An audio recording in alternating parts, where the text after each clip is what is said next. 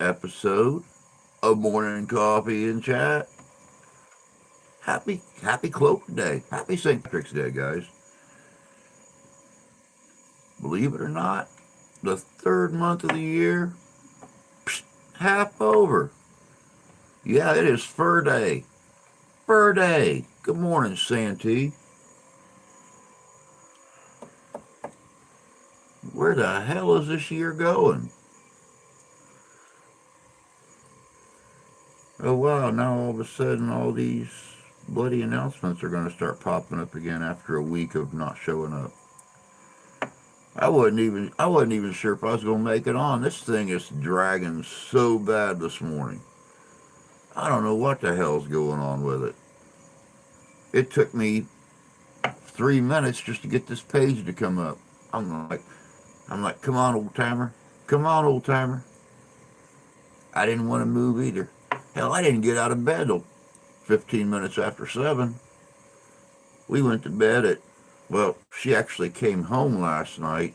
I guess she's been having a migraine now for the last few days that is just unrivaled. And yesterday she woke up to get ready for work and she could barely see. But we got bills to meet, so she went to work and it got so bad with all the noise and all the bright lights and stuff like that. She called the boss. Boss said if it don't get any better by such and such time, get the hell out of Dodge. So she came home, oh, must have been real close to midnight last night. And we went to bed right after she got home, and seven hours later, I'm crawling out of bed. When do I sleep till 7 o'clock?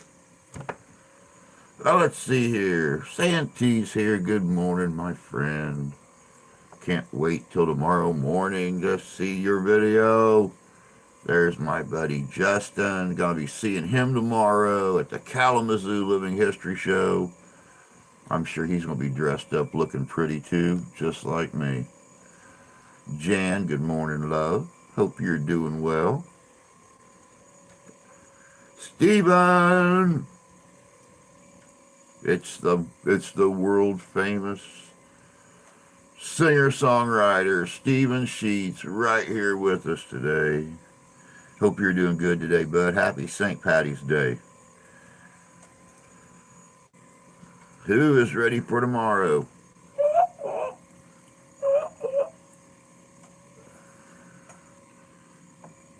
I'm ready. I'm going to be all dressed up, pretty.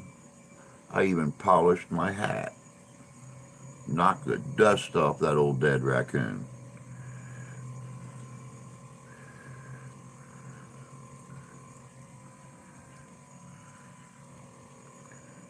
Surviving. We'll be taking Big Red for an oil change in a bit. Big Red needs that love. That's what keeps Big Red young.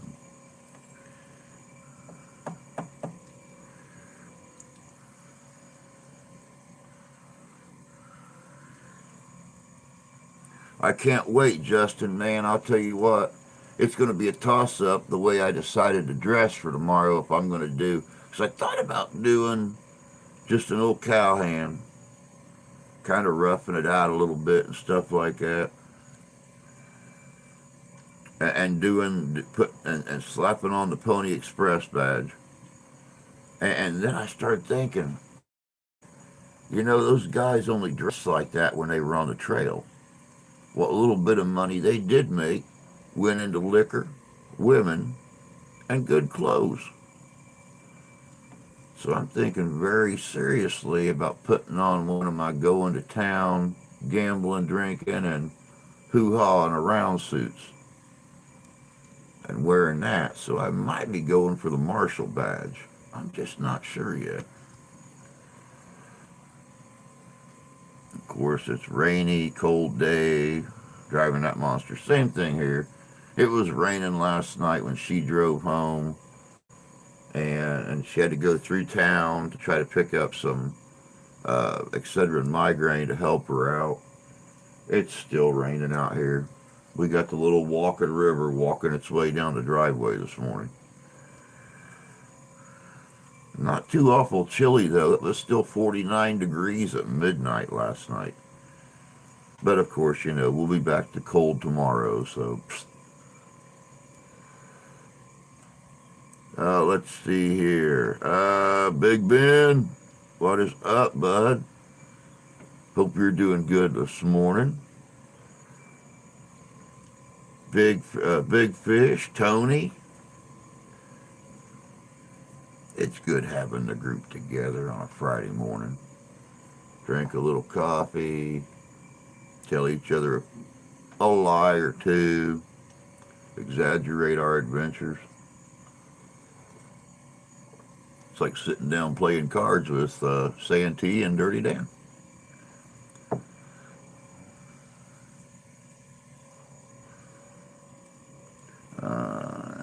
You a tad bit old for an express rider. No, I am not. I am still young at heart. I got your deputy U.S. Marshal, U.S. Marshal. Thank you, sir. Homebrew bourbon whooping my ass. Isn't that how you test it? The more ass whooping it gives, the better brew it is. I mean, that's what I always understood. Cold. So ready for work at 10 a.m. Yeah, that sucks. Wind chill at 10. Yeah, it's heading our way. It's supposed to be colder than a well digger's butt and cast iron underwear tomorrow, so.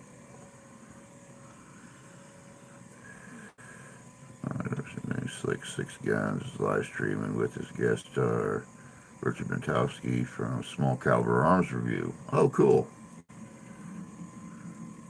Actual temp 17.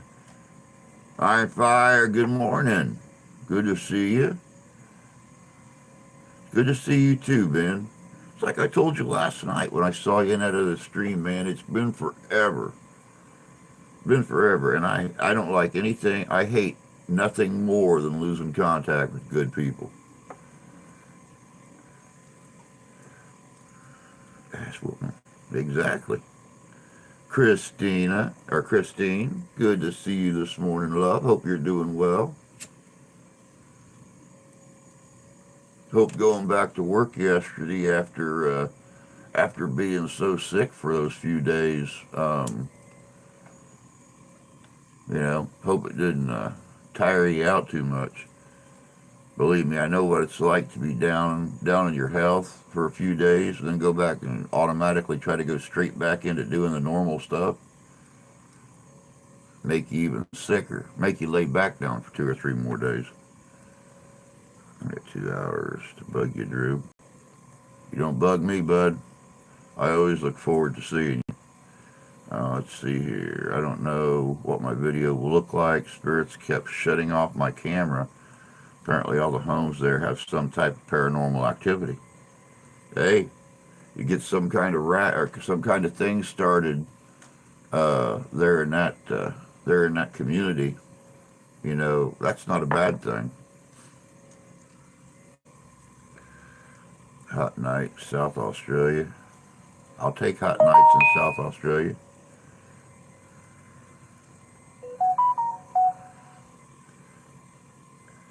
I was tired, but I'm fun. Thanks. No problem, dear. Lady C, good morning, beautiful. Good to see you. I'm waiting to get tooth pulled, so I might just disappear. Psst. Go for it. Get her done.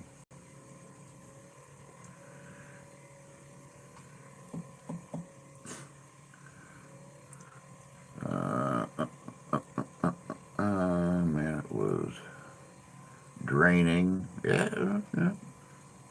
Happy St. Patty's Day to you too, Ian. Good to see you, buddy. We'll be filming a new vid tomorrow night. Not sure if I'll upload yet. See how the filming and night goes. It's a night visit to the zoo. Well, I'm sure that's going to throw the animals off a little bit. So, yeah, I'm sure you'll get some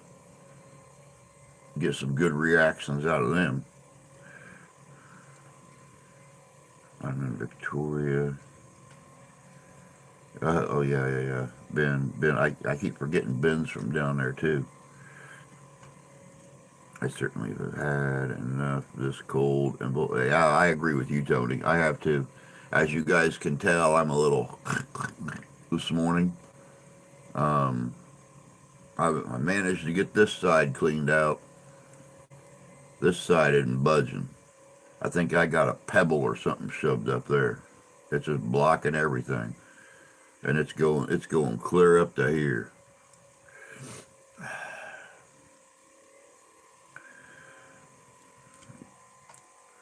Conrad, friend, anyone ever had a crown on a tooth?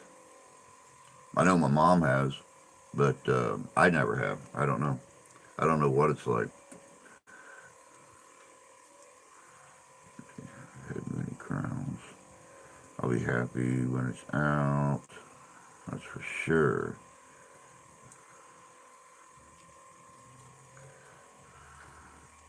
Of course, like I said, guys, tomorrow is going to be today's actually our 4 year anniversary.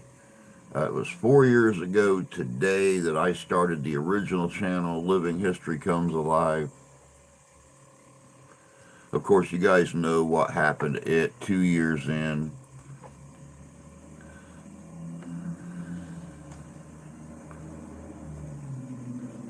Yeah, that's all I'm going to say about that. But we are well 2.5 years in. But we're over a year now. We're a year and 4 months into the new channel. We're getting real close to breaking that 900 mark now. So happy anniversary to us. Tomorrow I'll be taking off and going and checking out the Kalamazoo, Michigan Living History Show. It is like the largest living history show in the Midwest for reenactors. No matter the time period, you could be doing Native American, you could be doing pioneer or settler or colonial or Civil War or cowboy or whatever the case may be. If a reenactor can use it, they got it at this show. And it's usually discounted a lot. So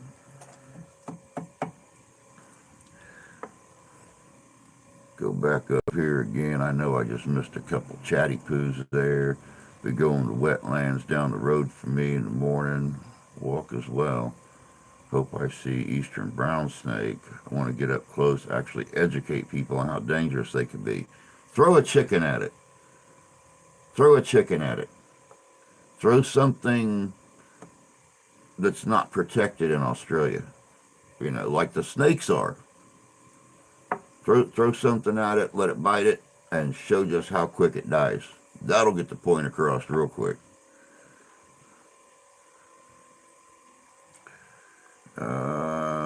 Jealousy, common. Issues with temps. The whorehouse. Hey, Rusty, good to see you, bud. You Sensodyne. Try to be so awesome. I love snakes.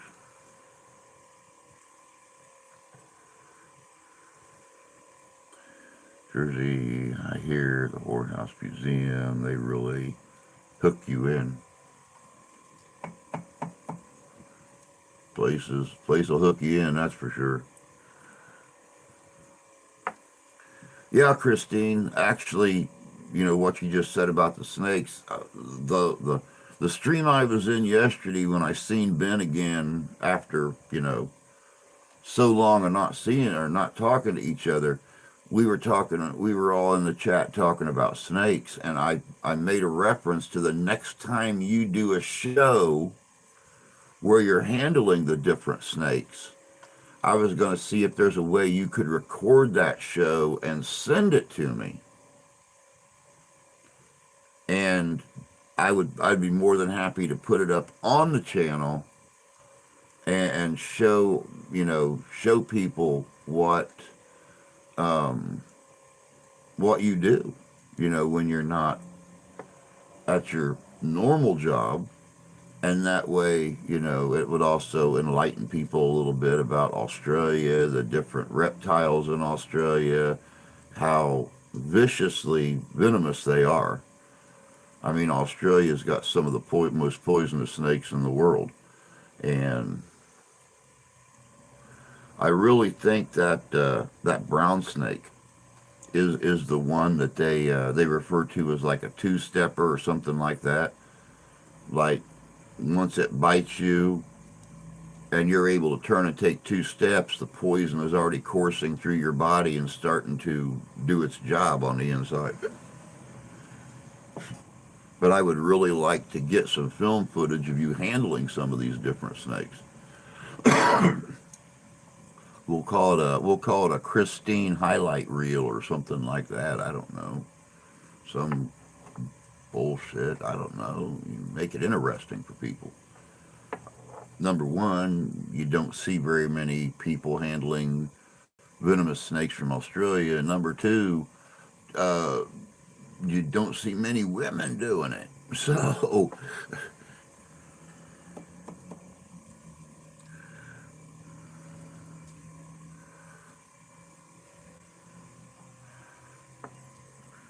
venomous, not poisonous, snake Nazis.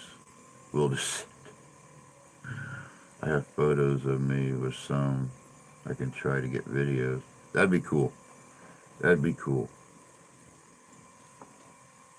Both your kids do too. Wow.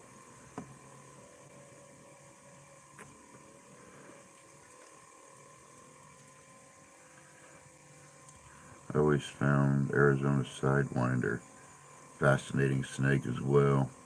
I understand the Air Force over there have a missile on jets named the Sidewinder. Yeah, yeah, we do have Sidewinder missiles here. Um, and believe it or not, the Sidewinder is not just in Arizona. When I was at White Sands, New Mexico, oh God, many, many, many years ago with my family, my dad was stationed down there when he was in the military. That's where he got all of his missile training at, was White Sands, New Mexico training base. We were out there walking the dunes, and you could see the Sidewinder marks in the dunes where they'd come out from under a bush or they'd go up to a bush or something like that. Very, very fascinating, the way they move. It's almost like waves in the water, but the way they go sideways, it's absolutely amazing.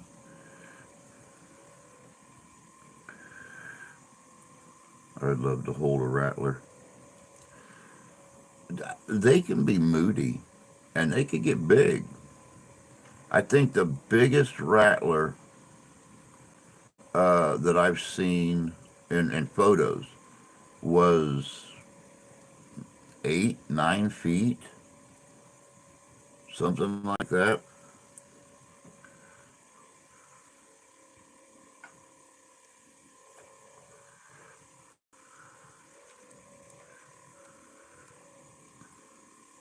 Where'd I put my cigars now?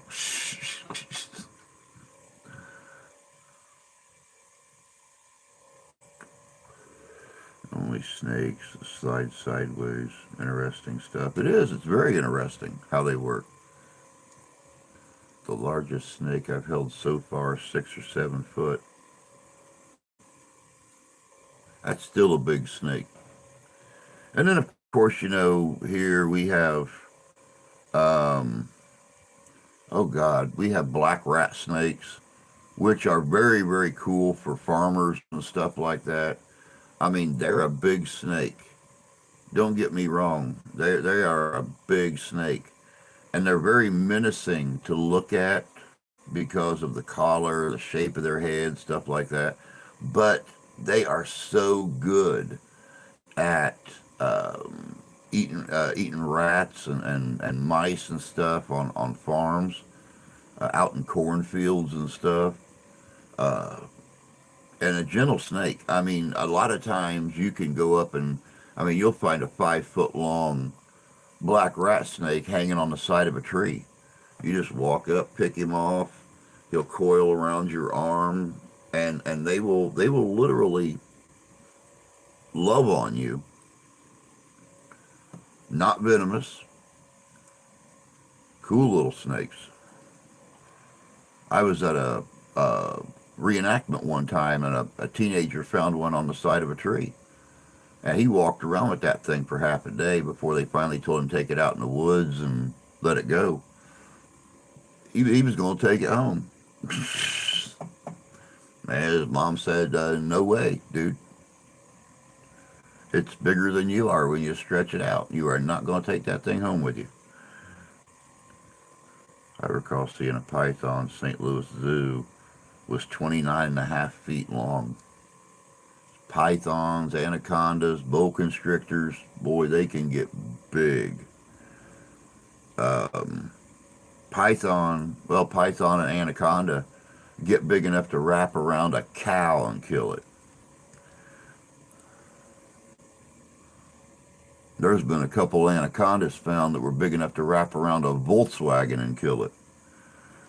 And we have a Massasauga rattler, venomous up here in Canada. Very passive, only bite if you step or sit on them or stick your hand in their hole. Sounds like my ex-girlfriend. That's the only time she bit too. They can sense fear, so if you don't show fear or aggression, they're mostly okay. They fed the things a crate of chickens. The Australian scrub python get massive as well. Had one shed back in the day. Had myself and four other people carry it and relocate it to a safer place. Wow. I'm happy to respectfully leave anacondas alone. I don't blame you. Massasaugas are near here too. There's a colony about 20 miles from me. Oh wow.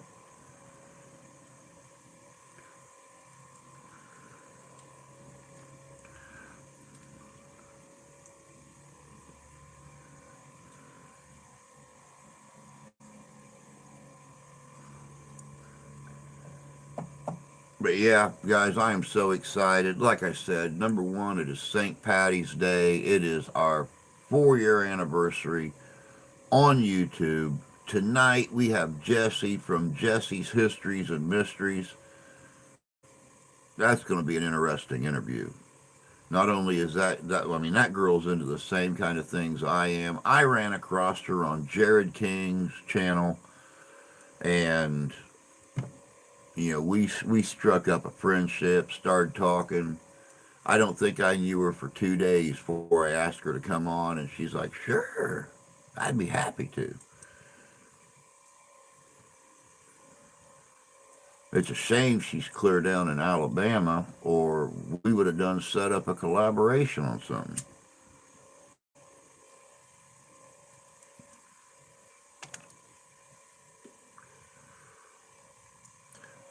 Tomorrow, the 4 year anniversary of the very first video I ever done for the original channel.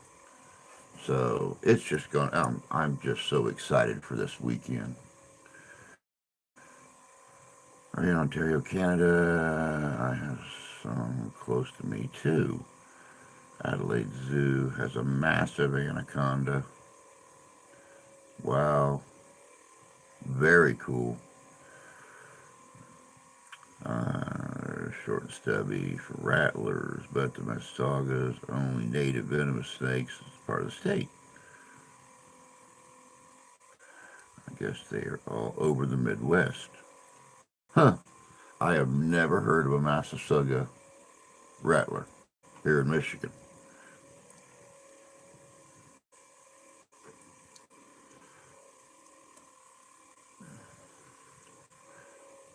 God, what else was it I wanted to tell you guys about?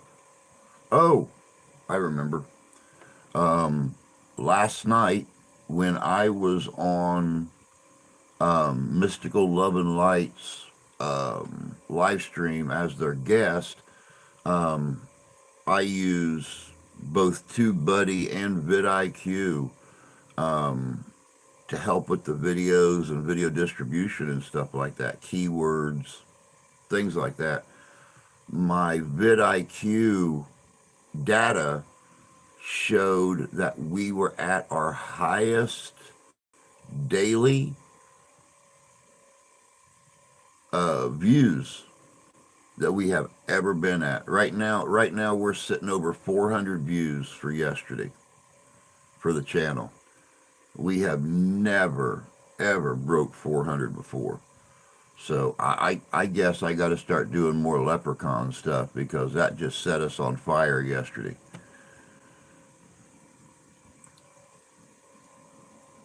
Love some of this, some of these apps you can throw up that help you to get better. What else? What else? What else? There was something else.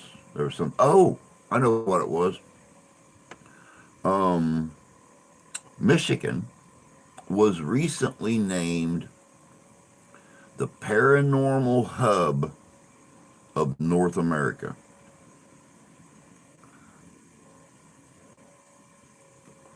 because we have water on three sides, and you know it's a natural belief that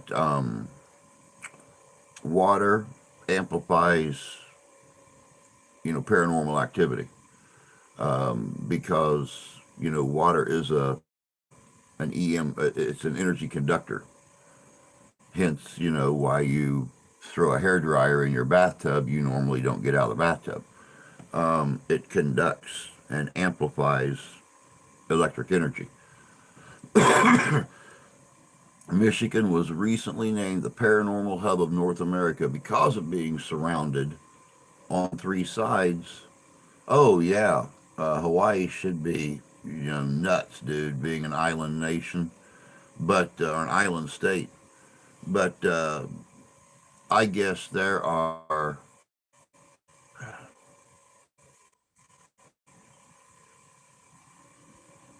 and we're not spinny no more.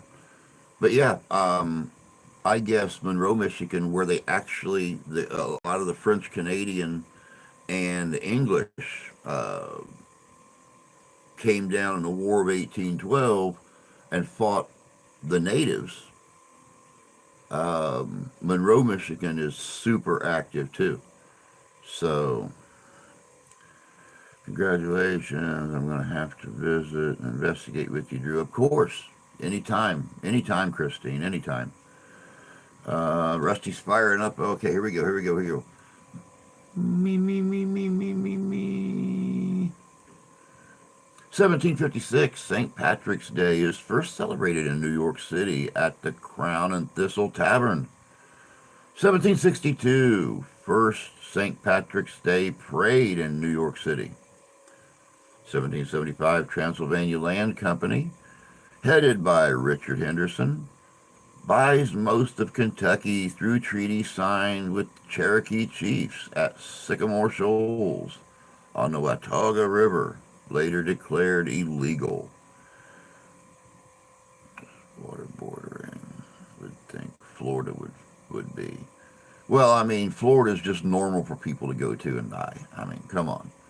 Florida is a huge retirement community. The only reason young people go to Florida is to sell painkillers to old people. That's not true. I'm sorry. I'm just making shit up now. I'm headed out. We'll get back on when I'm at the dealership. Sounds good. We'll talk to you in a little bit, Jan. 1833, Phoenix Society forms in New York. Gotta run. Have a nice day, everyone. All right, Iron Fire. You take care of yourself. Have a good day. And we'll catch you later. Don't forget, we'll be on tonight, 7 o'clock p.m. Eastern Standard Time. Jesse's going to be a hell of a guest. 1842, Treaty of 1842, which makes sense in a way. Wyandot, Huron, Indian Nation cedes 114,000 acres of land in Ohio and Michigan to U.S. in exchange for 148,000 acres west of the Mississippi. 1854, first park land purchased by the U.S. city Worcester, Massachusetts. 1860, 6 years after the forcible ending of Japan's isolationist policy by U.S. Navy Commodore Matthew C. Perry. The Japanese embassy arrives in San Francisco to sign a treaty of friendship. 1863, the Battle of Kelly's Ford, Virginia, with 211 casualties.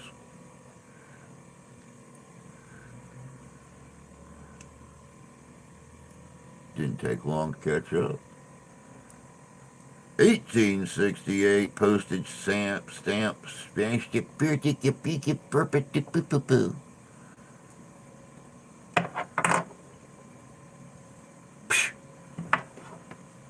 1868, postage stamp canceling machine patent issued.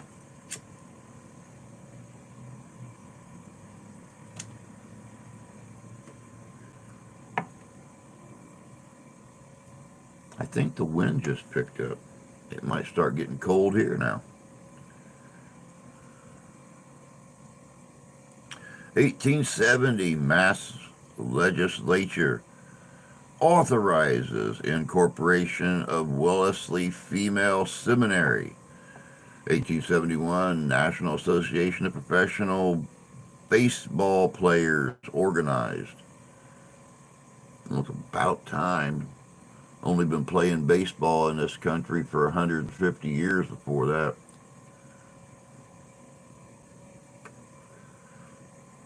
1876, General Croc destroys Cheyenne and Oglala Sioux Indian camps. Good morning, Ty. I hope you're doing good this morning, sir. Happy St. Patty's Day. 1884, John Joseph Montgomery makes first glider flight in Otay, California. Otay.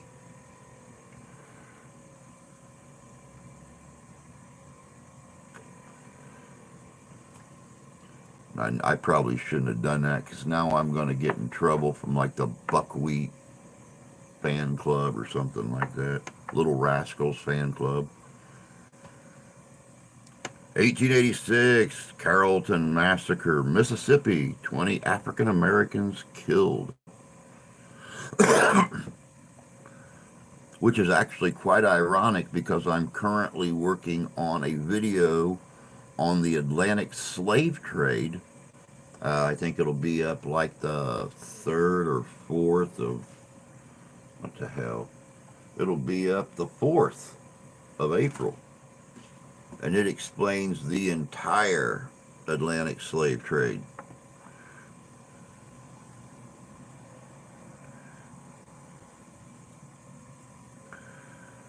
Let me see here. Let me see here. Chile wins like a knife. They're heading our way, bud. We were beautiful yesterday. It's 50 degrees. It was sunny. Today it's supposed to be near that. And tomorrow we're in the 20s. So it's going to be like the very first year that I went to the show 4 years ago. That was the year they had like 6-foot piles of snow in the parking lot where they had to plow the parking lot that morning before the show. And it's cold, but I'll tell you what, it's warm inside that expo building.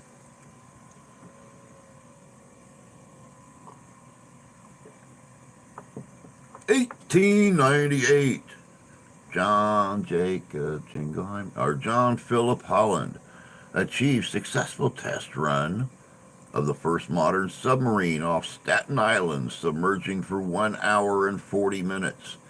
And it wasn't in a wooden barrel. which is good.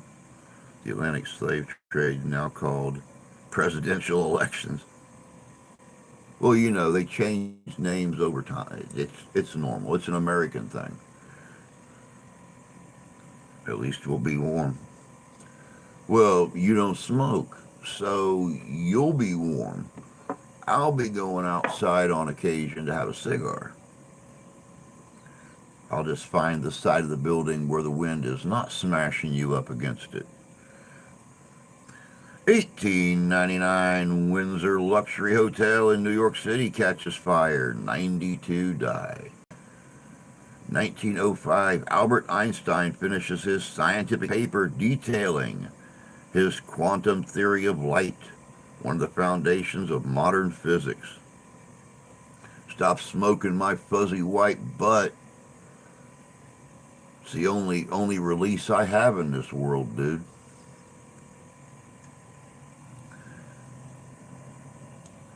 1906, the Phi Kappa Tau fraternity is founded at Miami University in Oxford, Ohio. Miami University in Oxford, Ohio. I don't know why they didn't call it Oxford University or something like that, or Ohio, fucking making no sense to me. 1912, Campfire Girls Organization announced by Mrs. Luther Halsey Gulick. 1917, first exclusively women's bowling tournament begins in St. Louis.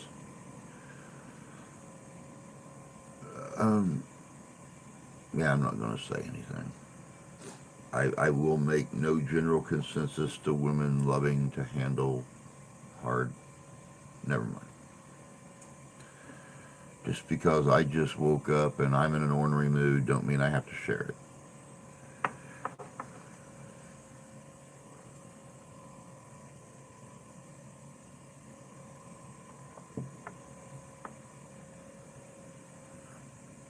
Yeah, I know, Tony. It's like a win-win situation. The women are happy, the balls are happy, you know. 1917, first exclusive, Delta Phi Epsilon is founded in New York, or at New York University Law School. Good morning, Lee, you sexy frickin' devil, you. Hope you're doing good this morning, bud. Man, I wish he was here this weekend. Wish he was here this weekend.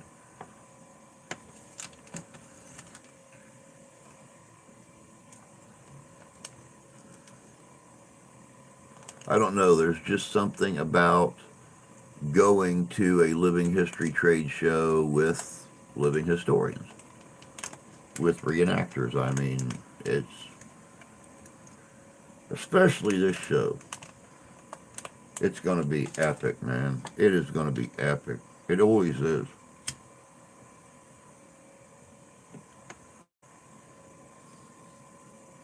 Aw.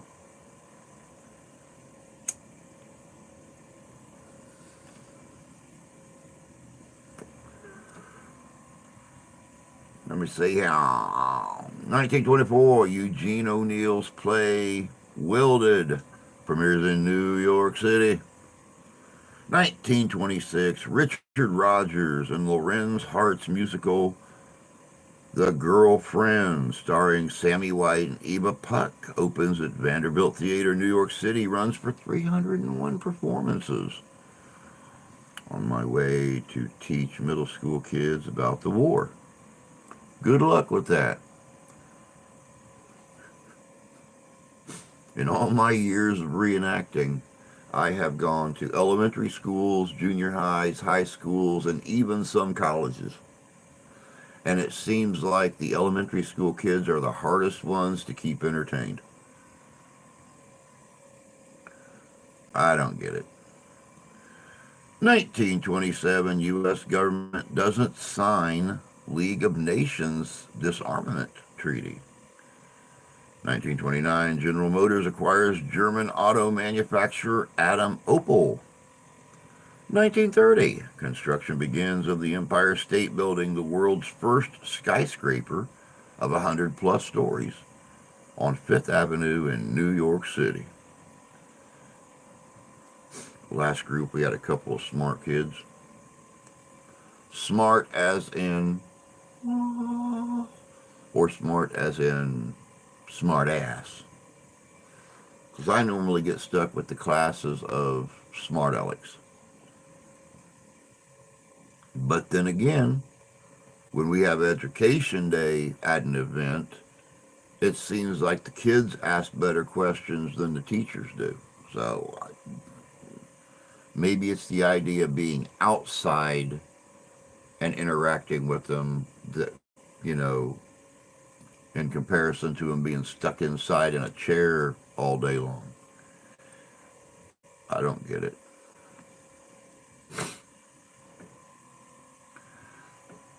Eh, 1935 KSOAM in Des Moines, Iowa. Call signs is given to KWCR.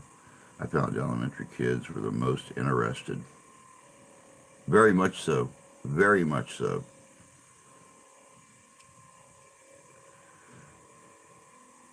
Good morning, Shane. I was actually going to message you today.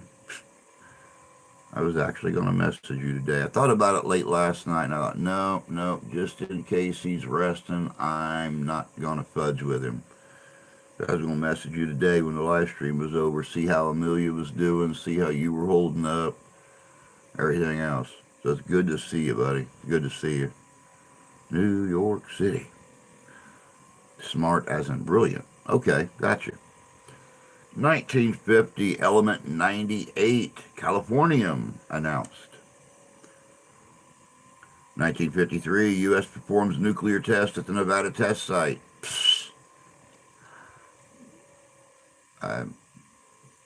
Yeah. I resemble that remark, sir. 1953, WBAY TV, Channel 2 in Green Bay, Wisconsin. CBS begins broadcasting. Yep, once again, the Army attacks Nevada. You got it. 1953, WWLP TV, Channel 22 in Springfield, Missouri begins broadcasting. Yeah, Gila monsters on steroids. 300-pound tarantulas, you know.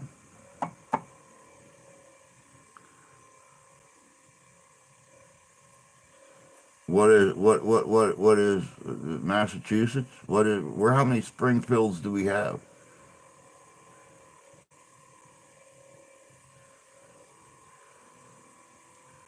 Springfield. How many Springfields do we have here? Is it Massachusetts? I didn't know there was a Springfield, Massachusetts. I've never heard of it before.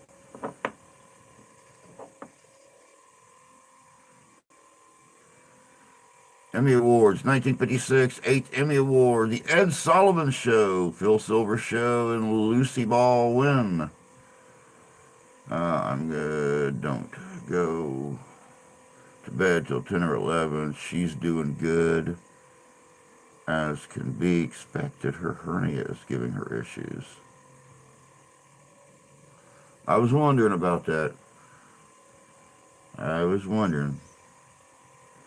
Miss these days in history, especially the nuclear thing. The nuclear thing's very interesting.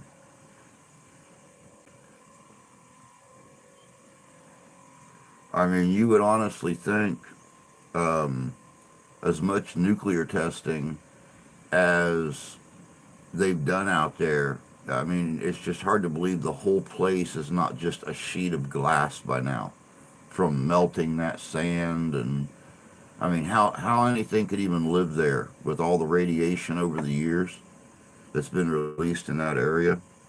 I mean, gets me. 1958 U.S. Navy launches Vanguard. Vanguard 1 into orbit. Second U.S. measures Earth's shape. That's where Springfield musket was made. Oh, was it? Well, that's definitely a little piece of information I didn't know. I didn't know exactly what state they were made in. I just knew that they came from Springfield.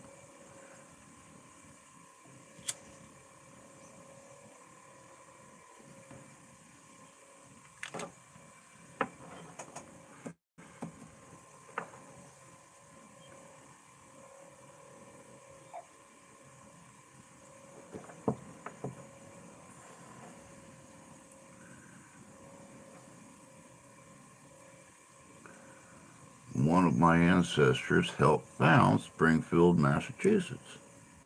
Very cool. Very cool.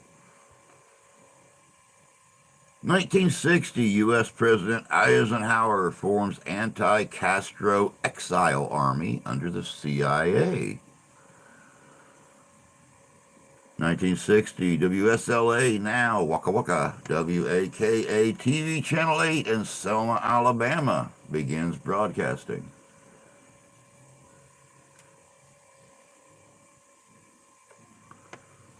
1961, New York DA arrests professional gamblers who implicate Seton Hall players. There are a lot of Shelbyvilles, too, for the Simpsons fans. Yeah.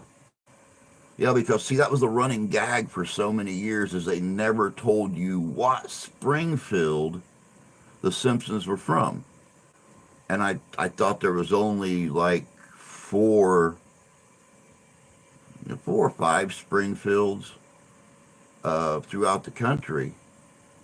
But I wasn't sure exactly where they were located. Shelbyville's, oh hell yeah, Indiana's even got a Shelbyville.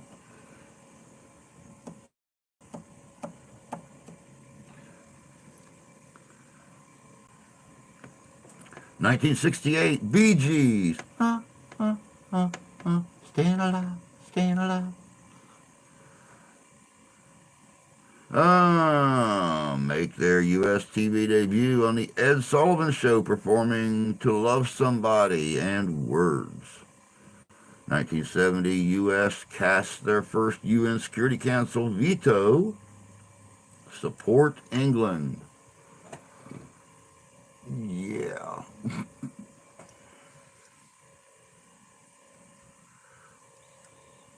1976, U.S. performs a nuclear test at the Nevada test site again.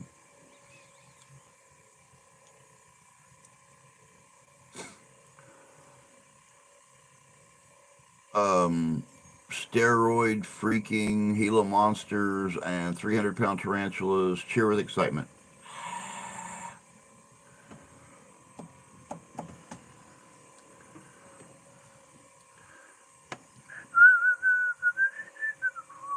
I'm about 60 miles from Shelbyville, Illinois. Been there a lot of times. Huh. 34 towns or cities named Springfield. Really, that many? But how many of those 34 towns or cities has got a nuclear power plant in them? We'll figure out what Springfield the Simpsons are supposed to be in. We'll figure this crap out.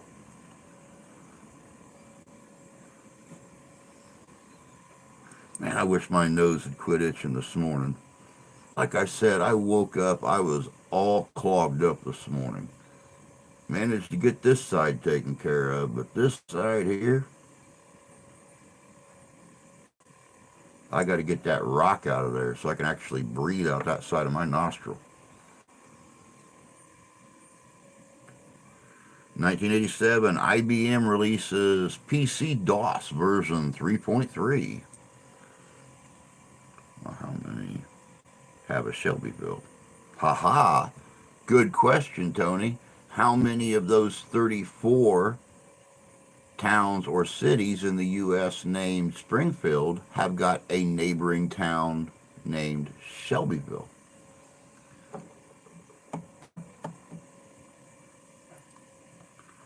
And not far from Shelbyville was Clinton Nuke Plant. 1991, New Jersey raises turnpike tolls 70%. Sounds like Indiana when they leased the toll road out to the Saudis about 23 years ago. 25 years ago, whatever it was. Tolls went, I think tolls went from 25 cents to 75 cents or something like that. That was a hell of a money-making deal. You sit and think about it. You put in this toll road going clear across your state. You lease it to a foreign country. Of course, this was long before 9/11. The toll road probably helped to finance that deal. But leased it to them for 20 years at like $3 billion or something like that. That's a hell of a lot of quarters, guys, in 20 years.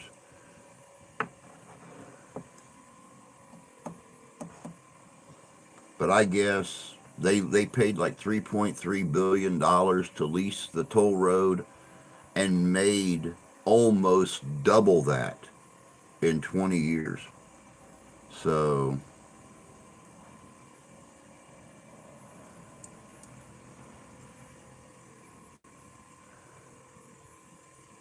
not far from Shelby. People's Choice Awards 1992. 18th People's Choice Awards. Kevin Costner and Julia Roberts win Dramatic Motion Picture. And Bill Cosby and Candice Bergen win. Springfield and The Simpsons was based on town in Oregon all along. The two-way Matt Groening tells Smithsonian Magazine that the show's location is based on Springfield, Oregon. Very cool. Very cool. Enter the giveaway for the 160th Gettysburg. Enter the giveaway for the for our beautiful art pieces up here. You guys have still got the rest of the month of March and all of April. We quit taking entries on the last day of April. On the first day of May, we're drawing a name out of the fishy bowl. And that person wins both pieces. Rough estimation in value.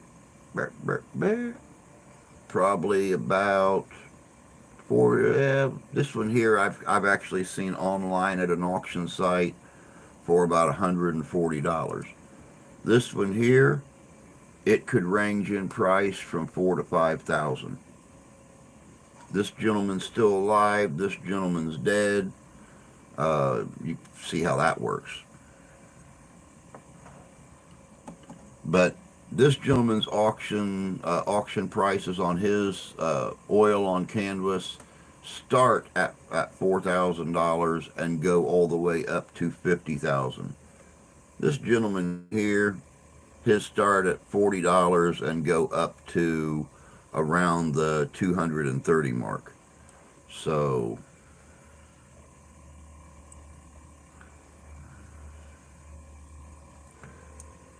let me see here. 1993, 19th People's Choice Awards. Kevin Costner and Demi Moore win Dramatic Motion Picture, with Tim Allen and Candice Bergen win. 1994, Little More Magic opens at Telesco Theater, New York City for 30 performances. There wasn't much creativity in town naming, I guess. No, not really.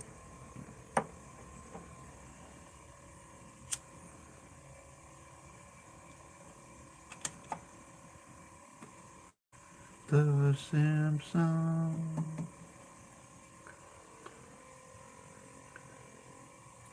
1994, it is announced there is no smoking in Cleveland Indians' new ballpark. We're just two lost souls swimming in a fishbowl year after year. Running around the same old town. 1995, U.S. approves first chickenpox vaccine, Verivax, by Merck and Company. We're just two lost souls swimming in a fishbowl year after year. 2008, New York State Governor Eliot Spitzer resigns after a scandal involving a high-end prostitute. How high was her end? And how tall was Governor?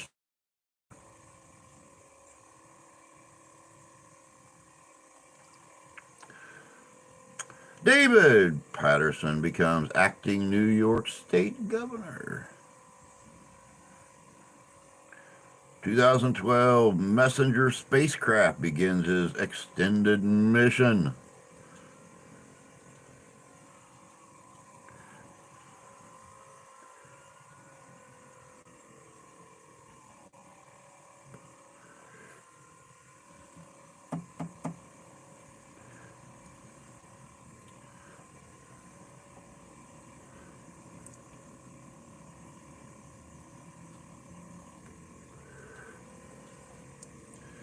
Let me see here. I'm going to change this up a little bit.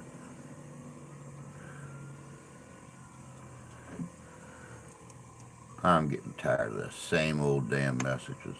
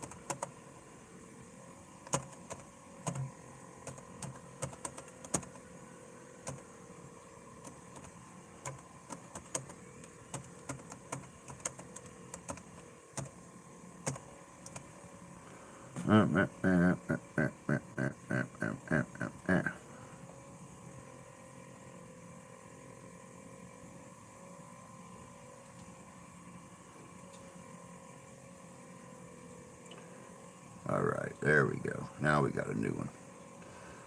2019, Facebook removes 1.5 million videos of the Christchurch mosque shootings in the first 24 hours after the attack, although only 1.2 million blocked at upload.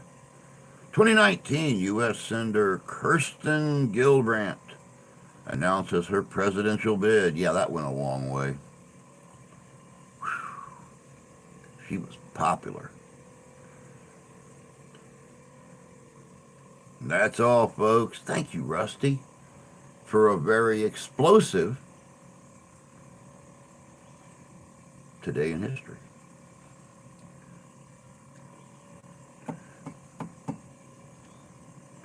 I was making a reference to the Nevada thing. I'm sorry.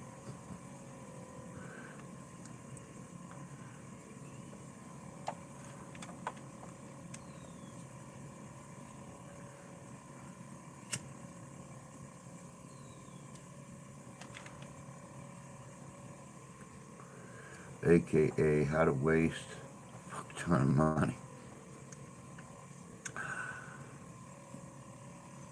Well, you know, the way I look at it, if you run for a political office and you come close but you don't quite make it for whatever the reason, they like the other guy better, whatever the case may be, people are gonna remember your name. I mean, and they're not just going to remember your name for running for that office, but they're going to remember your name for what you've done before you start running and what you've done after you ran. I mean, Ross Perot. Nobody knew who the hell Ross Perot was before he ran for president. And, he ran, he missed out, but he even afterwards, being a self made millionaire, offered to come in and promised to do away with the national deficit in that 4 years during the presidency. And they turned him down. And look at us now. But that man, through wise investing and through being able to move funds from location to location, made him a billionaire. And it would have been the last thing he ever did because if you guys remember right, Ross died not very long after that 4 year term ended. Look at the Irish. Oh, I see. People are really celebrating St. Patty's Day. They're throwing up videos like, man, they're throwing up videos like crazy crap. Come on. One presidential campaign would set me for 2 lifetimes. Oh, yeah. Oh, yeah. You figure back when Clinton ran, I know some of you guys are old enough to remember, old Billy. But, back when Clinton ran, they said that you should not even consider running unless you had at least $1 million to start with, before you start getting political donations and stuff. Now, God knows what it is, but yeah, they said back then it was $1 million. $1 million is what you needed at your disposal before you even start getting political donations to help you run. Now, God, it's probably 10 or 20 million pre running.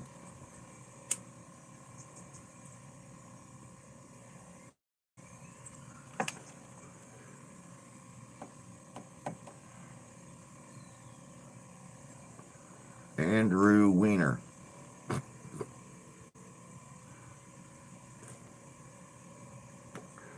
Oh no, see, I agree with you, Tony. He probably couldn't have done away with the national debt, but he swore up and down that he knew exactly where the problem was and he could do it. And I personally think they should have given him a shot. I personally think they should have given him a shot and just seen how much of it he was able to chisel away, though, in 4 years. Hell, I remember Nixon running in '68. Tony, come on, you're not even a decade older than me. I mean, you couldn't have been 9, 10 years old when Nixon ran. So I saw the sawbones yesterday. I'm going for an MRI on Monday. More than likely will be having my right shoulder rotator cuff done again and reattach the bicep tendon that snapped. Damn.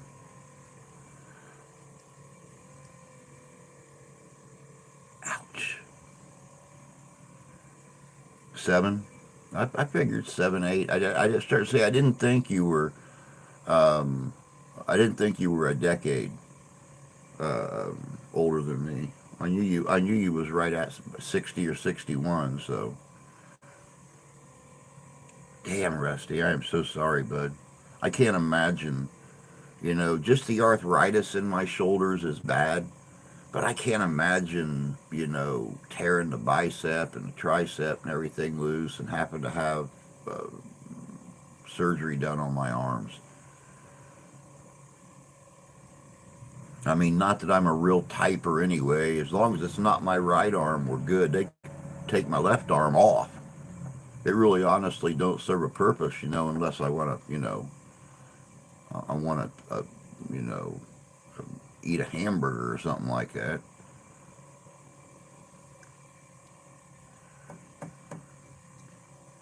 if I'm grilling some ribs or something, I need both hands. But God, I feel sorry for you. That sucks. I'm probably the youngest one here. Yeah, you probably are, little feller. But I do recall Ad saying that if Nixon won, the war would be over here.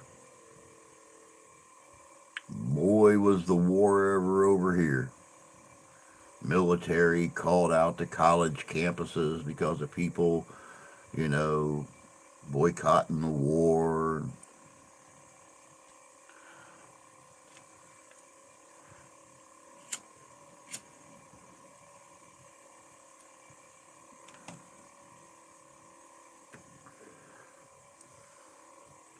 Cowboy up.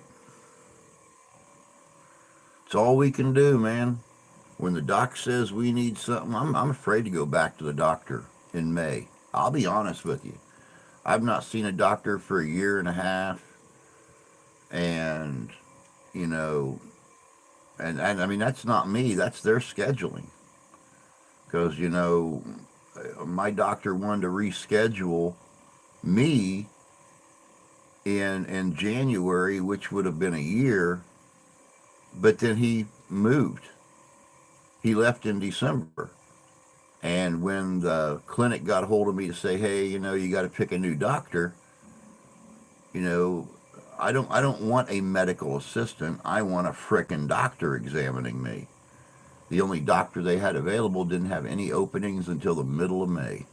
So it would be almost a year and a half between my doctor's visits.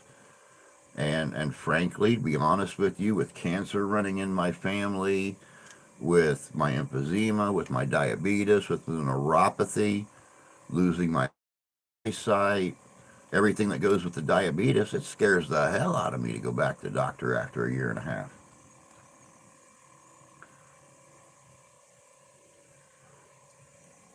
When the tendon snapped, the noise was so loud that my wife heard it 15 feet away. My God. Good morning, KG, you beautiful little Kentucky hunka burning love, you. Mm-hmm. Hope you're doing good this morning. Happy Clover Day, love.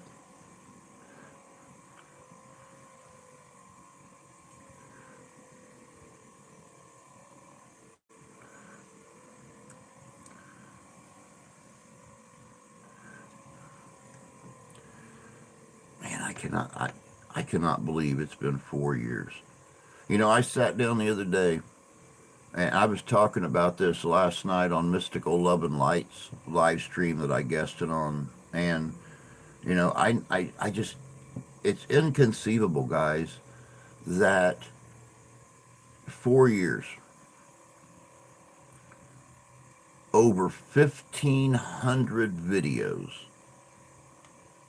but between the 550 something I have now and the 960 videos I had on the old channel. Over 1,500 videos I've made in 4 years. I ain't got a goddamn thing to show for it. I've got a great following. I've got a great group of people. And it's the same thing my wife told me the other day. She says 1,500 videos, 4 years, and we still don't have a pot to piss in or a window to throw it out of. I said, well, God bless it, we would if they wouldn't have bucked my old channel. We'd be up, hell, 7,000 family members right now. Because we were almost at 5,000 when they canceled the old. We were at 489 or something like that, or 4,890, or something like that is what we were at on the old channel when they bucked the old channel. So we would probably be 7,000 family members now, and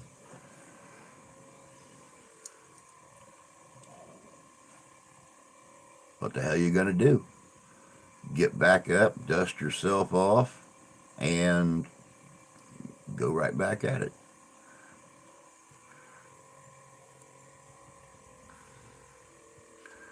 Let me see. Let me see here. Damn, it is St. Patrick's Day, and I, being partly Irish, have quit drinking. That sucks. PPR. Good morning. Good to see you. Hope you're doing well this morning. Family comes first. Yep, they do.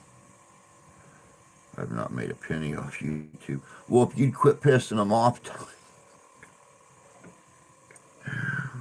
if if if you'd quit being such a bad Tony and pissing them off, then you know, uh, yeah, it was 4,000 something. I can't remember. My brain don't work much. You lost the channel after bashing YouTube constantly. I thought you would have been. I didn't bash YouTube. I was good back then. I never said anything bad about YouTube.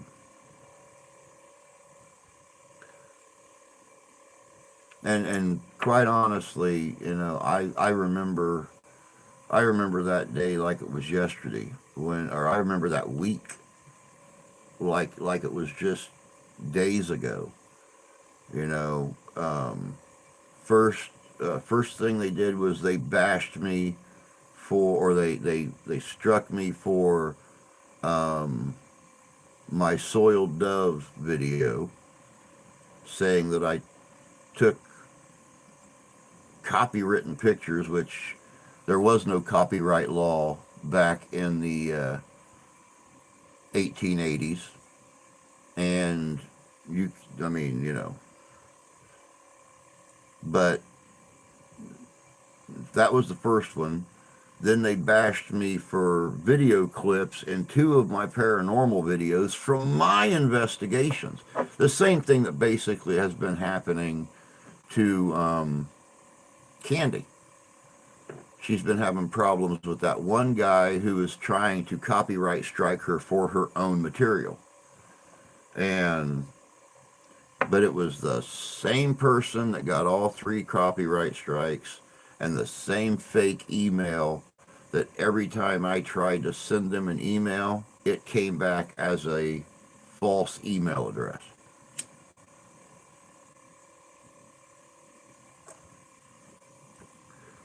And see, for that, I do blame the computer, because when you get your YouTube channel set up and stuff like that, you have to authorize, and Drew too, we were talking about that last night.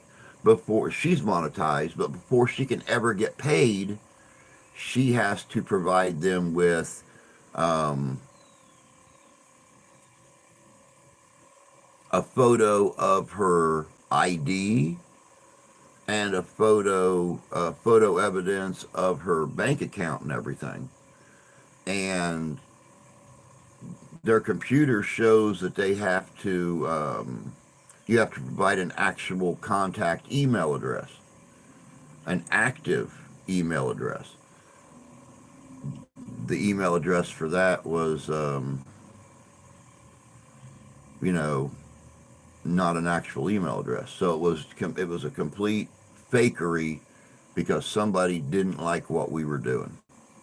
It was either another paranormal investigator or somebody that didn't like how popular we got so quick. That's why I watch all my P's and Q's now. I'm back, darn truck. Just make me work. Work gets in the way of fun. Always, Shane. Always, bud. They can't take a joke.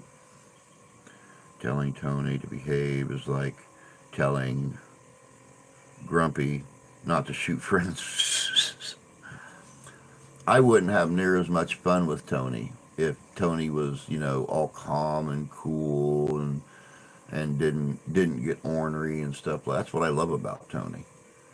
His whole frickin' personality, man. That's what I love about him. We got struck quite a bit, but had at least 4 alternates. Drew, it's like arguing with a pissed off cop. No matter what you do or say, you're gonna pay. Yep. No, you're fine, bud. I'm glad you did say. This that's the nice thing about here. You guys talk freely. Talk freely. That is your constitutional right, sir, to be free in your speech. Exercise your freedom. You know, decided on the format that there are likely going to be issues. Oh yeah, oh yeah. There's always issues. There's always issues. There's always, no matter what we do in life, there's always some little bunghole out there somewhere, you know, spewing their shit. There's nothing you can do about it. Stick a cork into the bunghole. That's about all you can do. Leave the room or put up with the smell. That's about it.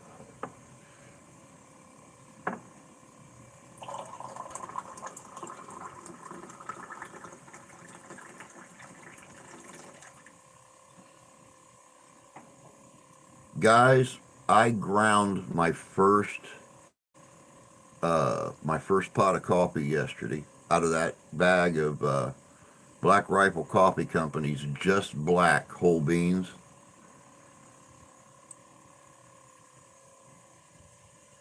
It's probably one of the best cups of coffee I've ever had. It is rich. It is strong. It's good. It's good.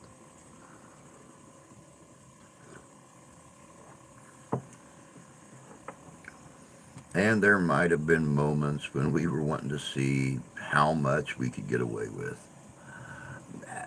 It's okay to push the envelope, bud. When you get on a platform like this or on Facebook or whatever the case may be, they have their guidelines set up. This is about as edgy as you can get. So instead of stopping clear down here, a lot of us will get right up to that edgy. Uh, uh, uh, uh, uh. And there's nothing wrong with that. There is nothing wrong with that.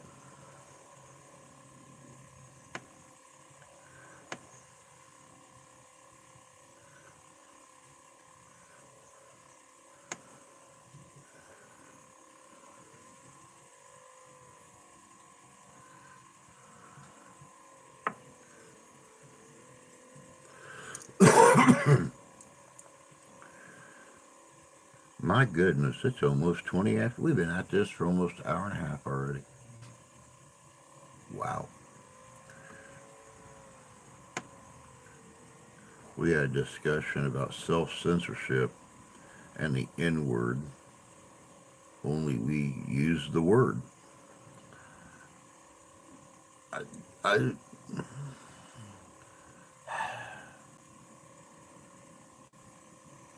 wow. But it wasn't hate speech. Yeah, and see that's the funny thing about words. You know, uh,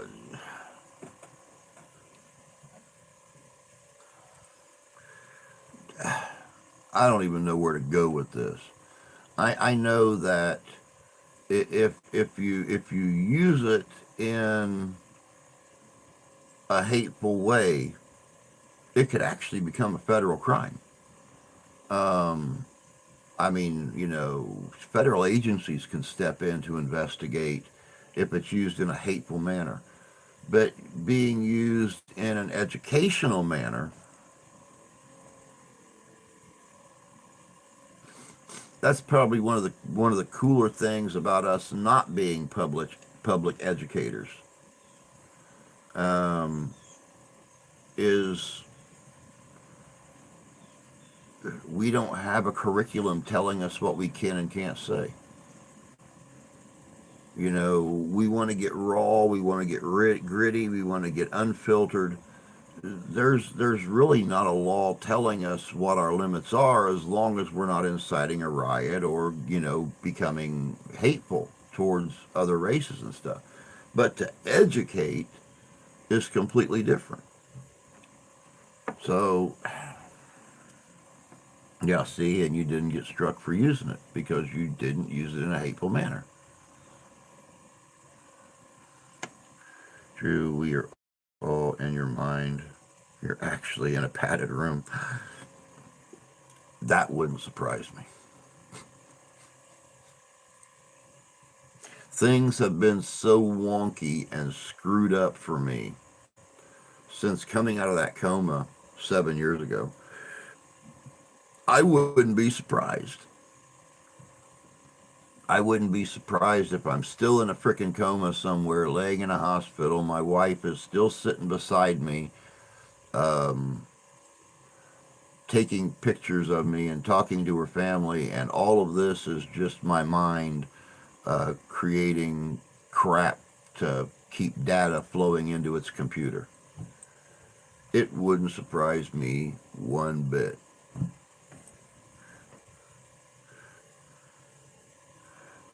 The First Amendment does indeed tell what we can say.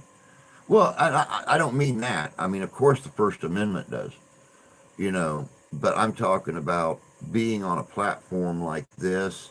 We don't have, instead of actually educating in a school system or something somewhere, where they have a curriculum that, directly outlines what they can say compared to what we do here, and we have to know our own limits and not to cross certain lines. And that's one thing that God, I wish my nose would quit itching. What does it mean when your nose itches? Is companies coming or something like that? I hope they bring some money. The ghost of Ed McMahon with my Publishers Clearinghouse check would be very, very nice.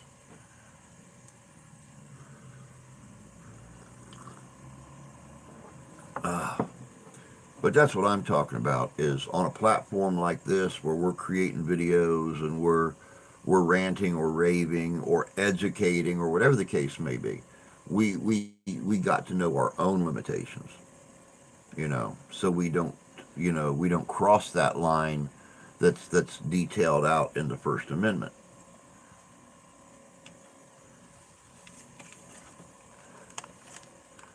Seems to be a train derailment every day.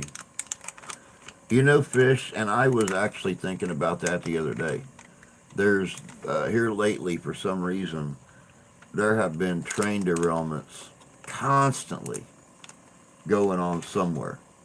And maybe not every day, but every few days, something's happening somewhere with our rail system. And it really kind of makes me think. Last year it was the truck drivers. It's our transportation services, goods and services that are being affected. Last year it was the truck drivers. Then, we started off the year with the union, the railway workers union, having their issues and getting their demands met. And now, they took the government done that forced resolution with the union to keep them working. And now here it is, just a few months later, we're having train derailment, train derailment, train derailment, train derailment. And it kind of makes you wonder what's happening here. Why is all of a sudden here in the 2020 decade,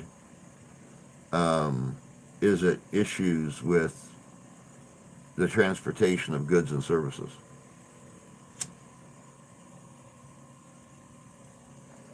I mean, what's it going to be next? Is it going to be the airlines?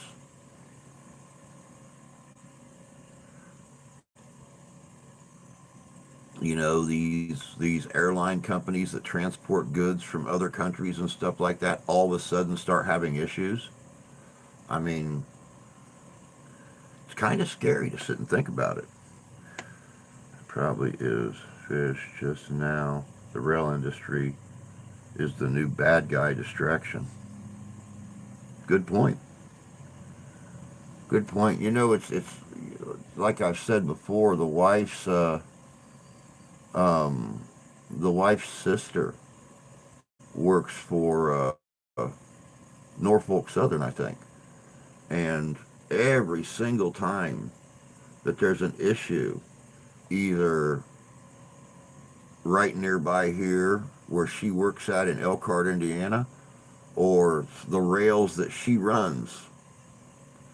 You know, whenever there's an issue, it's like, have you heard from your sister? Is she okay? Is Jenny all right?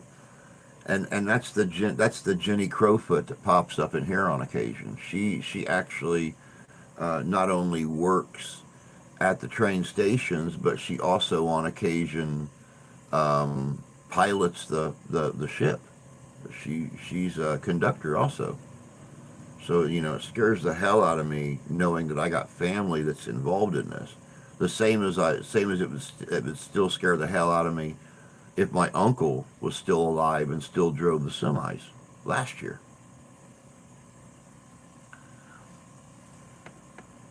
Hey Templar, good to see you, bud. Hope you're doing well today. Happy St. Patty's Day, my friend. Maybe time to rebuild the rail system. Not been a lot of changes done to it in the last 75 years. Yeah, the wear and tear on the equipment is normal, and it should be addressed. Things should be. I mean, they should actually, you know, close down lines and do sweeps.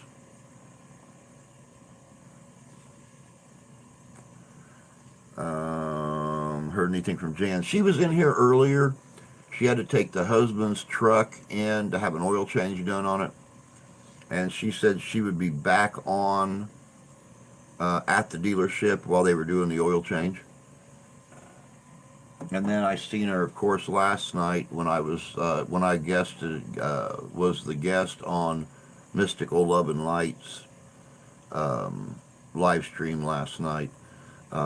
She had just got back from doing her investigation with her friend at that location, which she said was a very active location. And it seems like that whole town or that whole section of the town is very active. A lot of reports of activity and stuff. So, you know, I'm waiting to actually talk to her more about that and find out, you know, what she's going to do. Because that may be a place that Lisa and I hit this summer if we make it down there to Jan and Jay's, is helping out with some of the investigations in that neck of the town right there. Good morning, Dev. Hope you're well today, sir. Happy Clover Day. NSF has been replacing their stuff with concrete tiles. I don't know if she was okay because of the investigation. She said it was a very draining investigation. Very active. She didn't go into a lot of detail. We've not had a chance to talk yet. Um, offline. But she said it was a very active, very draining investigation. So, you know, I'll talk to her today sometime and find out exactly what was going on at that investigation. They used to be semi-active on BNSF Track Watch.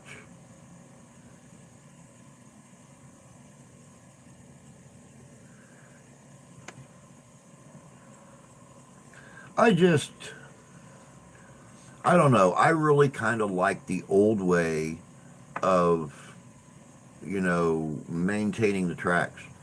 When the guy when people would physically go out and walk those tracks, and they would visually look at those rails, they would visually look at those spikes, they would visually look at the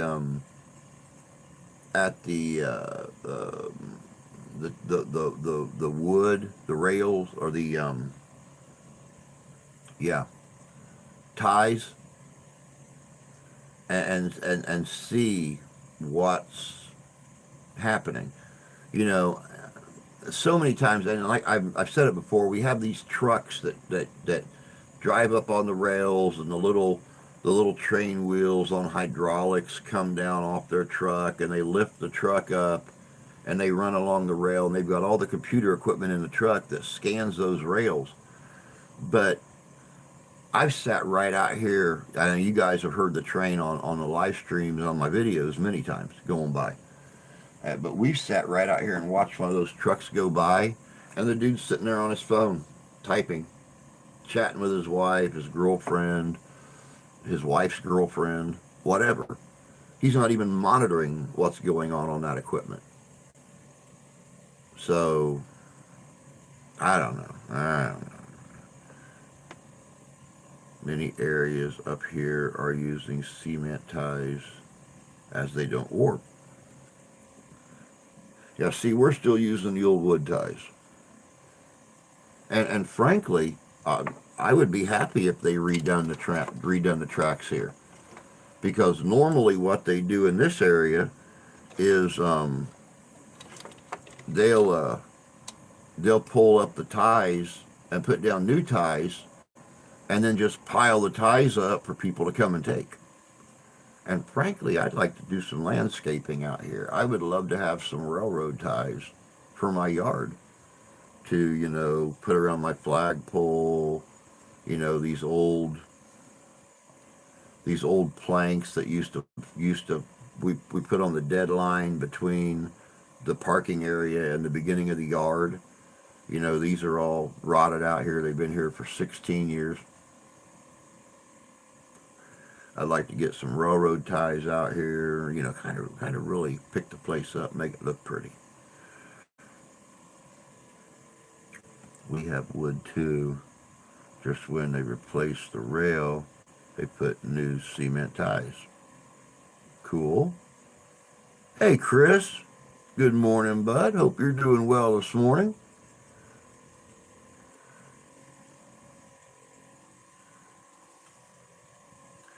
Ever ride South Shore? It's a rough ride. Now, when the wife and I went on our honeymoon, um, we took the the Amtrak out of Dewaljack, Michigan, just north of us here, and went to the main station in downtown Chicago. And I'll be honest, it was such a comfortable ride. I slept probably 2/3 of the way. It was a nice ride. Of course, it's unusual to be sitting there on a train for your very first time doing 90 mile an hour and seeing these towns and stuff, especially here in the area that I'm familiar with. Um, Even as far as Gary, Indiana, shooting through that way. Um, Seeing stuff fly by at 90 mile an hour when you're used to seeing it at 35 mile an hour seems a little weird, but yeah, I mean, it was a comfortable ride for us.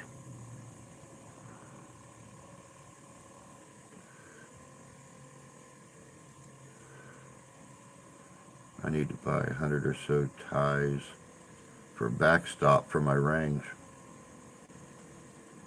That'd be cool. Nothing getting through there. At least nothing that you got now.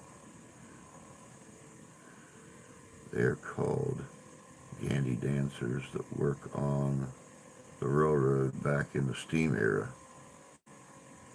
Gandy dancer. I'd never heard that term before. That's cool. Thank you.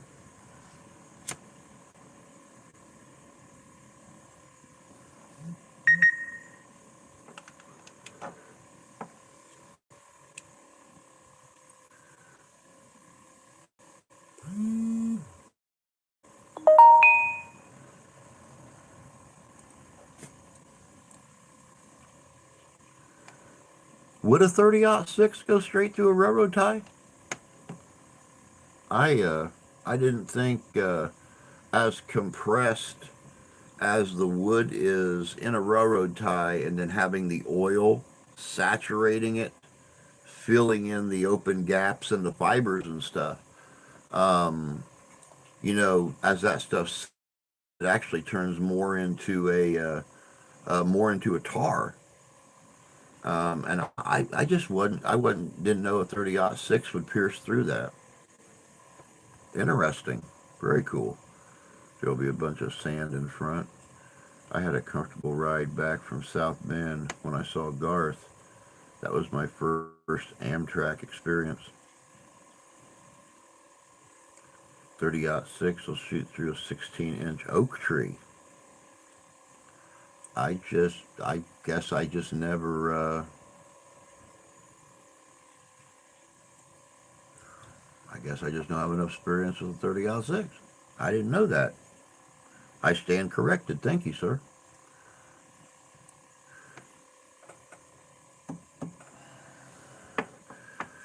Use a tracer, see if you can light it up. That'd be cool.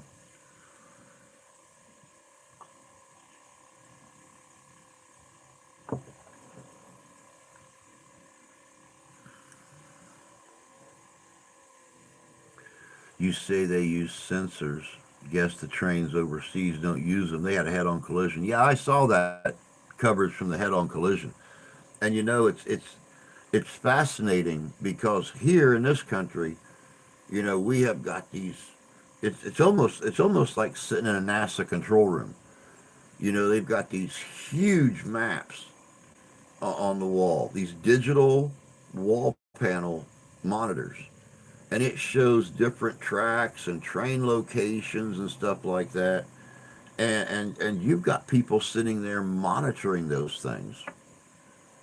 And what does this person do? Go to the bathroom, go eat lunch, go grab a cup of coffee, maybe a Snickers bar. They didn't see those two trains on the same track doing this. I mean, what the hell? The scary thing is, we went through East Liverpool. Wow.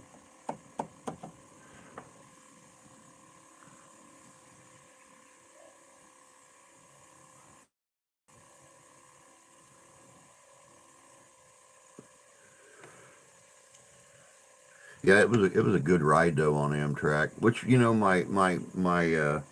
my dad's younger brother, my uncle Terry, used to be a conductor for Amtrak years ago, and he would go from I think Columbus, Ohio, all the way out to the East Coast and back on the weekends.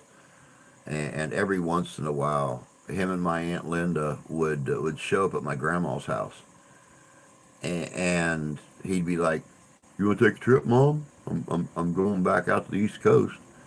And her and my aunt Linda would ride on the train, and they'd drive to Columbus and get on the train, and my uncle would drive all the way out to the East Coast and turn around and come back, a 2-day trip. So that was actually fun. That's one thing I really miss about my grandma being gone is her talking about her trips on the train and seeing the things that she got to see and stuff.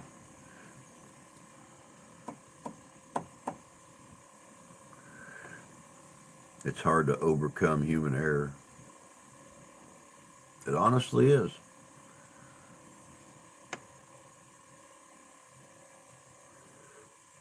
It honestly is. You are correct about that.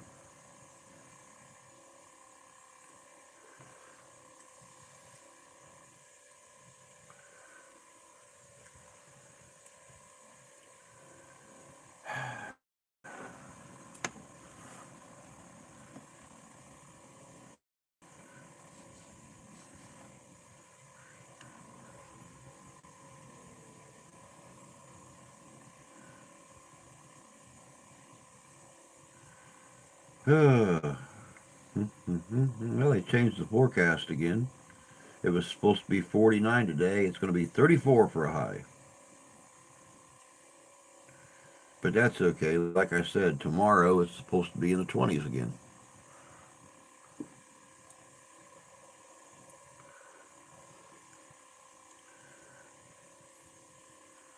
There again, component failure is another issue.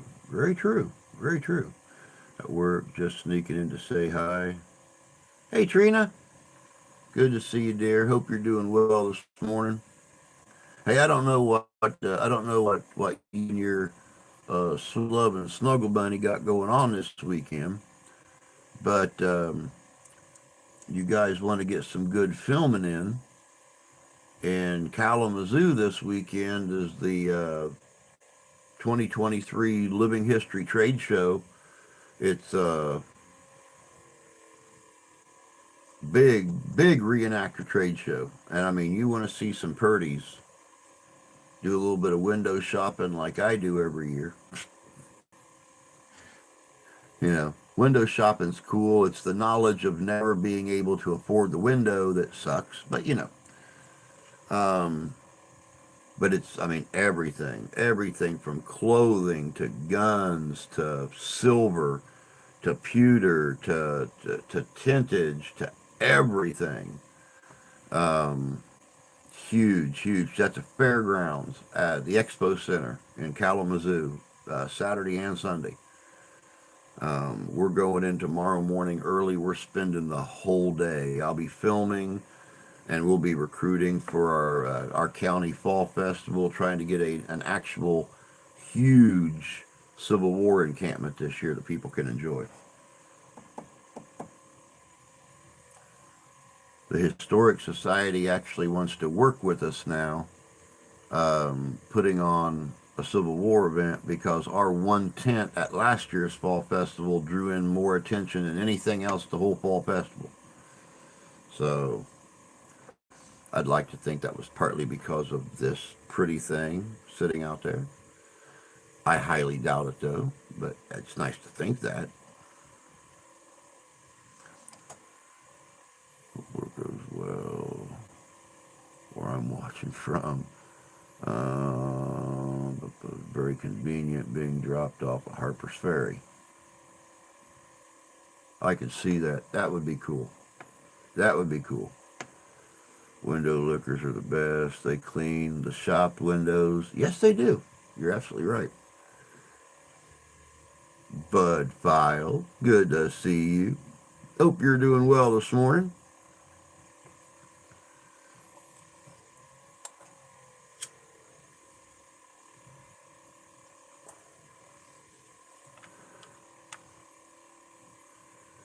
Um, I got to check the dates, Lee. But like I said, our one tent we had set up with just me and the vice president of the Historical Society. His dad or stepdad came in and helped out, and then his stepson came in a little bit. And, just having our one tent set up with the guys working around the campfire, cooking, stuff like that, we had several hundred people stop by and talk to us. And I mean, we had a blacksmith there, we had homemade jelly makers and, nut butter and stuff like that. And it was such a hit that the Historical Society wants us to do a full encampment this year. They want Union and Confederate set up so people could see, camp life. Um, we said, okay, we'll do it.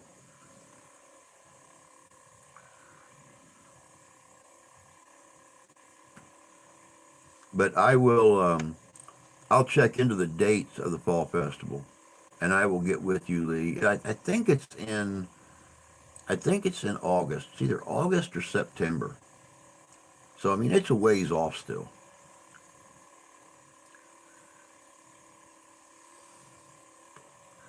And I mean, they give me plenty of time. That first year I was here in town, when I set up my little encampment down here at the Log Cabin Museum, I had it set up in 2 months, and then just what 2 months later set up another event in Marcellus, Michigan, and it only took me a month and a half to set it up.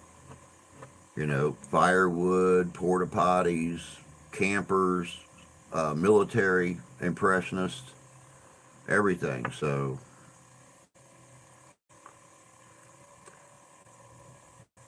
the only problem with some of those places is they're so bloody small you can't get very many encampments in. The fall festival set up out here at the old Civil War house outside of town on Marcellus Highway, and we've got acres to work with. So, oh yeah.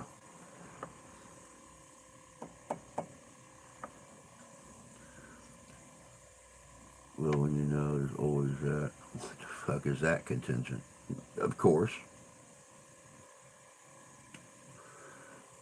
cooking over an open fire in August is always a treat. That's why you do all your cooking early in the morning and late in the evening. You get your scrambled eggs, your sausage, your taters, whatever, or biscuits and gravy, or whatever the case may be, done early in the morning, and then you cook dinner in the evening time. And the nice thing about where it's located at is there's trees all around, and we've got the woods right behind where we camp at. So we actually don't get exposed sunlight at all for where it's going to be. And the Civil War encampment they want to set up is going to be in the woods.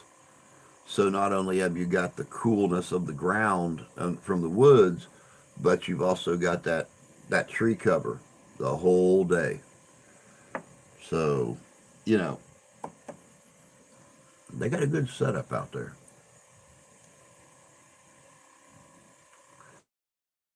Government changed the scheme in 2012 to exclude train drivers from claiming any compensation for physical mental injuries in the course of their work.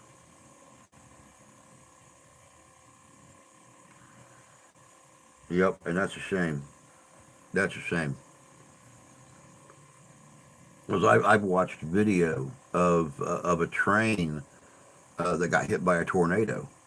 Now, and granted, the engine stayed upright, but this boy's shooting with his phone out the back of the engine, and you're watching those cars just going down the track, and all of a sudden you just see cars start to do this, and you know they're tipping completely off the rail, and he's dragging them until he can get the engine stopped. You don't think that isn't mentally anguishing? Watching the cars behind you start to tip over off the tracks, that scared the hell out of me.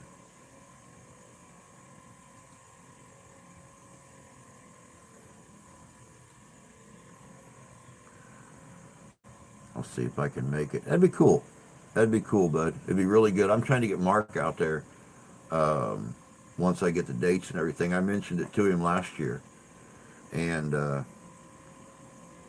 once again, another hot year for them where they were at. But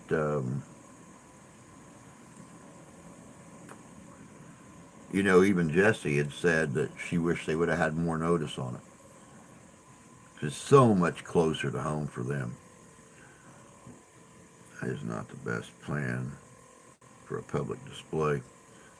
The only bad thing about it is with the exception of maybe a little skirmish between um, see, you have to park your vehicles down at Arthur Dodd Park, and then you pick up these horse-drawn wagons, and they bring you in through the woods, through all the trails, and right up the road, the old dirt road in between two big patches of woods. Well, they want us to set up like Union on one side, Confederacy on the other, and there won't be able to be a lot of shooting. People are going to have to watch their time to make sure that the horses aren't coming through the woods or something.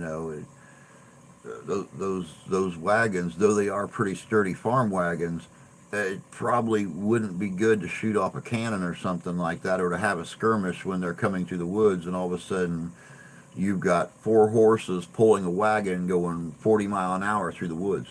So, yeah. Got to get back to work. Take care of y'all. Love and light. Tell Jan I said hi. If you see her, come back. I will, Templar. And don't forget, bud, we'll be on tonight, 7 o'clock, with Jessie from Jessie's Histories and Mysteries. I know Jan will be here for that. She's looking forward to that show tonight. So, but I'll talk to her. I'll talk to her before the day's over. You take care of yourself. Have a good rest of your day at work. And we'll see you later, bud.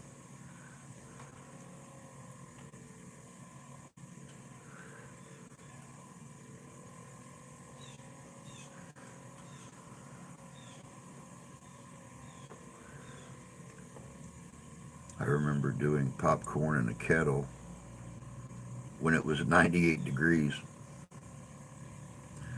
There's a lot of guys out there. Well, I can't say there's a lot of them. I know three groups. One that does most of our local events.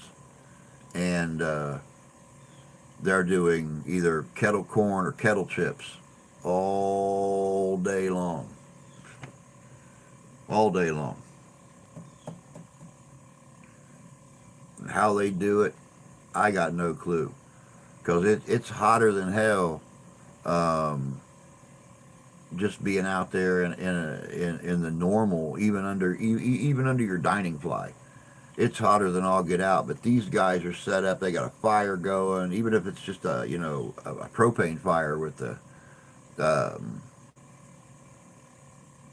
big kettle over the top of it. It's got to get ungodly hot inside those throw together little log cabin cells spots they do it in.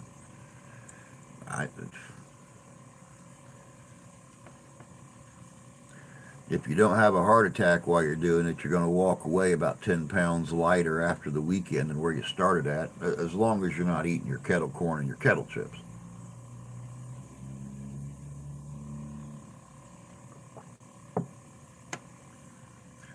Cooking over fire is good every day. Yes, it is. Yes, it is. After that event, we advertised that we did that one time a day at 7 o'clock p.m. We gave all the popcorn away.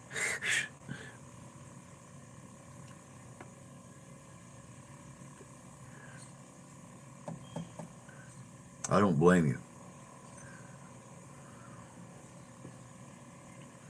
Which generated complaints from food vendors.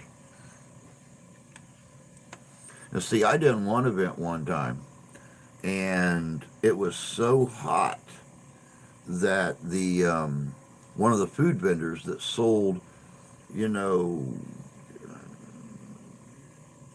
like a full meal kind of thing, sauteed onions and mushrooms and strips of steak and baked potatoes and stuff. I mean, they were a restaurant that actually came out in a large trailer, like a 30-foot trailer, and had like a full kitchen set up and everything. But the one thing that they didn't think about putting in their trailer was an air conditioner.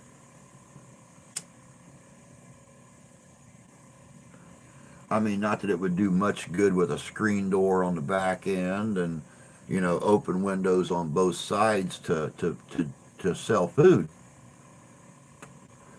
but it would have cut the air temperature down just a little bit in there. And they were open for half of the first day, and um, they shut down. Their guys were overheating, and the people that put on the event told them on the next day they had to run all day long, and they threw a fit about it. They're like, we're not dying a heat stroke in this damn trailer.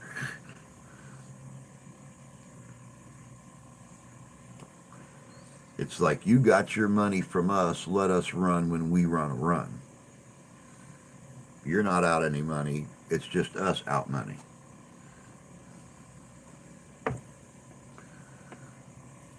Sounds like someone should sell ice cones at the events. There are some events, man, that ice cream, banana splits, ice cream cones, milkshakes, things like that are actually the biggest sellers that they got. I mean, not at all what you would consider traditional historic food, but some people just say screw it, man. When it's 90, 98, 99, 100, 105 degrees, and they're out walking around with their families, a big old 36-ounce milkshake, or a big old banana split, or you know big old triple dip ice cream cone or something like that. That's the big seller.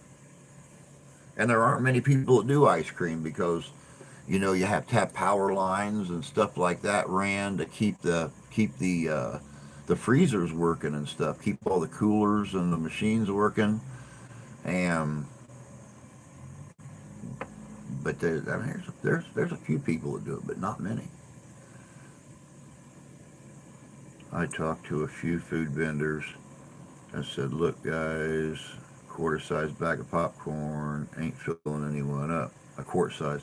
Oh, believe me, dude, our our vendors around here, they sell a bag of popcorn that's that big around and that long, and it's the same way with the kettle chips, and they're selling them for $5-6 a piece.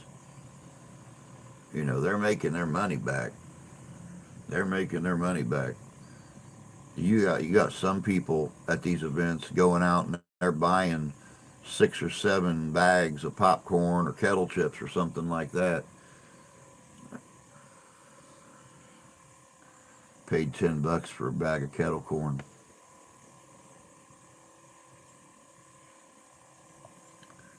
Yeah, yep, yep, yep. But the really cool thing was, getting back to that fall festival. Last year, I think I brought home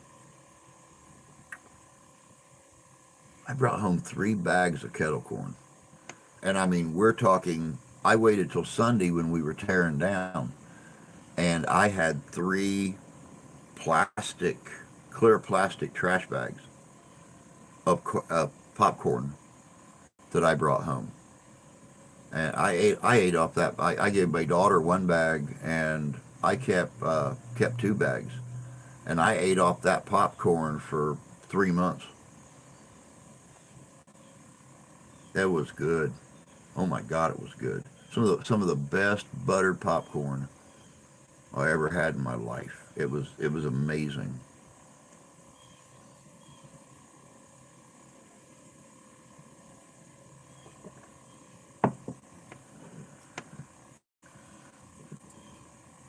And I mean, they weren't like the big lawn and garden bags, mind you. They were a normal in house trash can. So whatever that figures out to, 6 quart, 8 quart, 10 quart, whatever that is.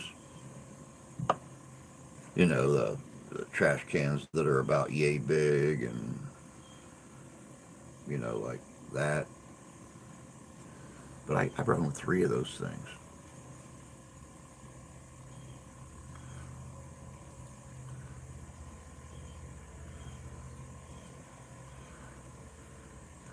Ours was plain, no butter or salt. It wasn't meant to be eaten so much. To see it popped in the open kettle. I like my popcorn without sugar. I like kettle corn. I like kettle chips, you know. I do. But given my choice, you know, I would like just regular popped popcorn. Buttered popcorn. All right, fish. Take care, bud. We'll catch you tonight. It's going to be a good show. It's going to be a good show.